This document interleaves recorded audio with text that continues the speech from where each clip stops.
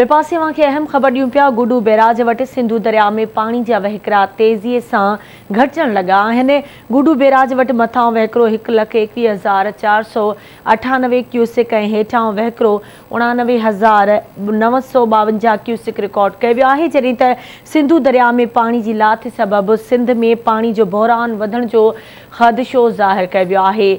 अहम ख़बर आहे नासिन अवां सां शेयर कयूं पिया। गुडू बैराज वटि सिंधु दरिया में पाणी जा वहिकिरा तेज़ीअ सां घटिजण लॻा आहिनि। गुडू बैराज वटि मथां वहिकिरो 1,21,498 क्यूसिक ऐं हेठां वहिकिरो 89,952 क्यूसिक रिकॉर्ड कयो वियो आहे।